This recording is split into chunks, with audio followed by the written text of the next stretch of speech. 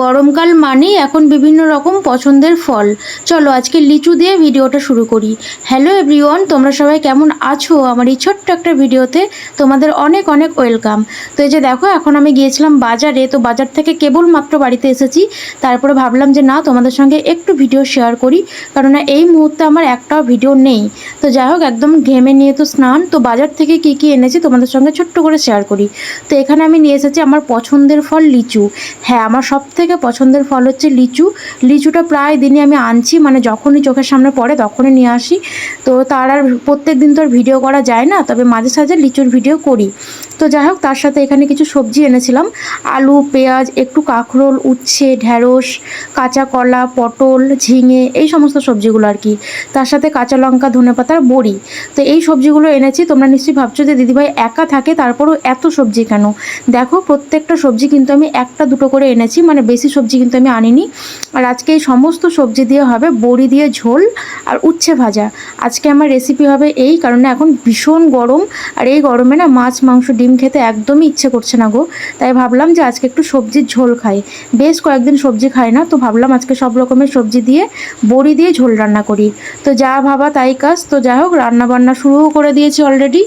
তো প্রথমেই আমি এখানে বড়িগুলোকে ভেজে নিচ্ছি। এই কয়েকটা বড়ির দাম 10 টাকা, জানো? এই কয়েকটা বড়ির দাম নিয়েছে আমার কাছ থেকে 10 টাকা। তো যাই হোক, বড়ির দাম যাই নেক না কেন, বড়িগুলো কিন্তু খেতে দারুণ টেস্টি। তো বড়িগুলোকে প্রথমেই ভেজে রাখলাম, তারপরে ওর মধ্যে আমি বসিয়ে দিলাম উচ্ছে ভাজা। হ্যাঁ, উচ্ছেটা ভাজা করে তারপরে সবজির ঝোলটা রান্না করব।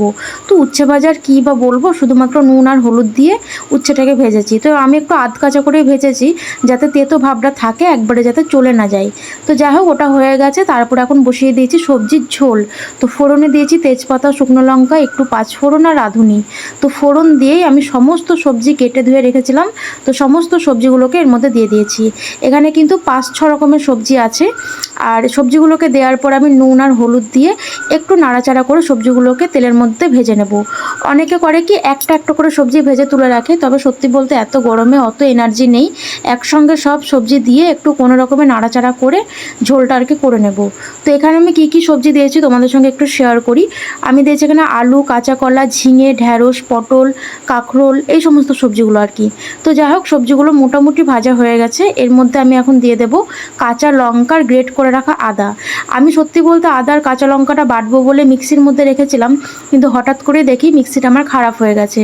তো যাই হোক, কী আর করার, ওই জন্য ভাবলাম যে এখন কাঁচা লঙ্কাগুলো চিড়ে দিয়ে দিই আর আদাটাকে একটু গ্রেট করে দিই। তো এইভাবেই রান্নাটা আজকে কমপ্লিট করলাম। আর একটুখানি আদা কাঁচা লঙ্কাটা দিয়ে নাড়াচাড়া করার পরে অল্প জল দিয়ে বড়ি দিয়ে আর নামানোর আগে অবশ্যই ধনেপাতা দিয়ে নামিয়ে নিয়েছি। ব্যাস, রেসিপি কমপ্লিট।